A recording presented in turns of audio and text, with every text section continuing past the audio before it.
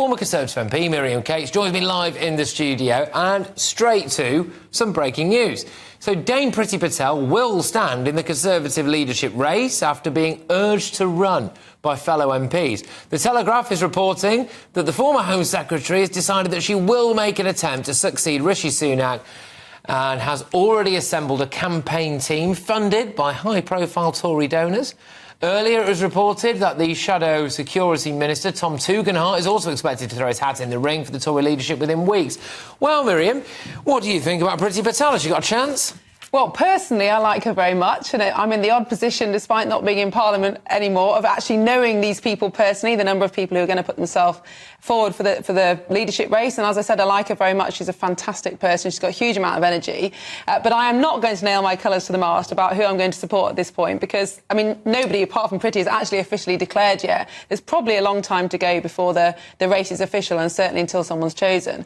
But I think what the challenge for the candidates is going to be is to lay out what their vision is, not only for the Conservative Party, but also for the country. Because if you look at the recent election, yes, it was devastating for the Conservatives, but actually the vote for Labour didn't go up. It's very clear that there is still a strong demand for a kind of centre-right politics, a grounded kind of politics for ordinary people of Britain. Can any of the leadership candidates really articulate what went wrong, but actually what is for the future, beyond the kind of tired cliches that we've all heard enough of? Yeah, I mean, what would be some of the things in Priti Patel's favour, do you think, when it comes to drumming up enough support to get on the final ballot to the members, if it goes that way? Well, she's straight talking, she's very energetic, she's got an amazing smile, she's got lots of friends in Parliament. But as I said, I'm not going to come down in favour on any particular candidate. But I think, you know, so far a lot of the discussion has been about, you know, should they be more to the centre, more to the right, high tax, low tax. But I don't think any of that really gets to the bottom of what the problems in this country are,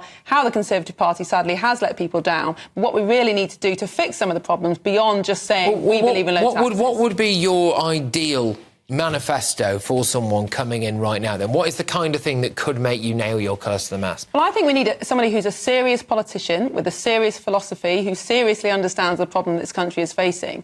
And a lot of the time, Conservatives just trot out these ideas about we need to be a low-tax economy. Well, everybody wants low taxes. Who wants to pay a lot of tax? Nobody. But actually, the reason we have such high taxes is because things like we have an ageing population, we have an enormous amount of debt. And just saying, I want low taxes is not going to fix anything. So I want somebody who can lay out an actual plan to get to that kind of Conservative ideal, how we're going to deal with debt, the demographic challenge, all those kind of things, and not just say the kind of things that the membership want to hear. Is Suella too tarnished, do you think?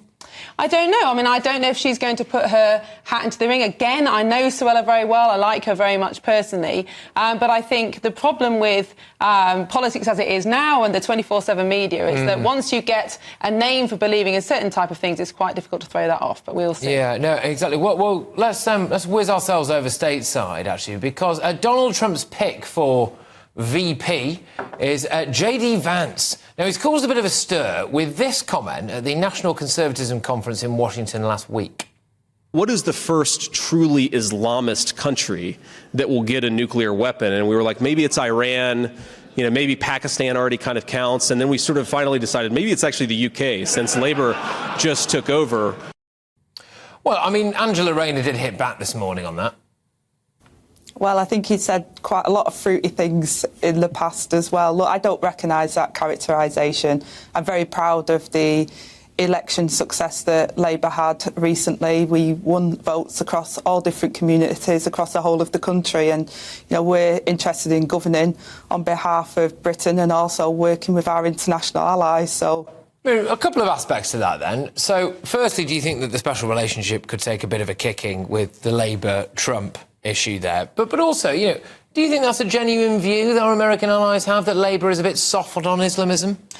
Well, if you watch the whole speech, which is actually a fantastic speech, and I would highly recommend it, he was actually making a joke. Now, your viewers might think it's not a very good taste joke, but if you watch the whole speech, he was just kind of having a little bit of the dig at the UK, and the NatCon conference does like to make headlines. And actually, the rest of the speech is about his vision for America and how they need to get back to making things in America, having an economy that puts the Americans first, something that I think British conservatism can learn from. But in terms of the special relationship, I mean, of course, it'll it'll be a challenge. Donald Trump, if he is elected, and Keir Starmer have very different politics. But I think that special relationship has stood the test of time. We saw Tony Blair and George W. Bush having a very close relationship, for good or ill.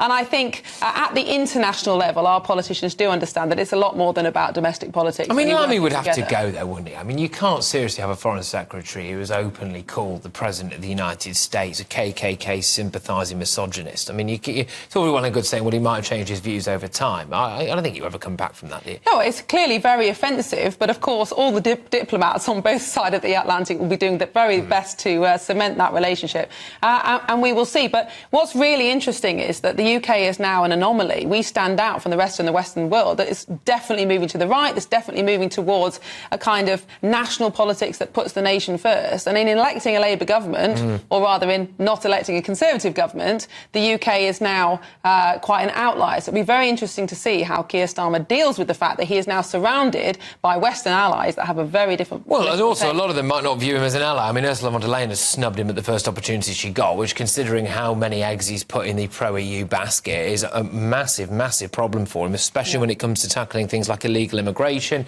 as well. But I've just about got time for one more with you. I know this is a topic that you've spoken about at length before, so I'm keen to get your views, because Keir Starmer apparently will ban conversion therapy under a new law in the King's Speech.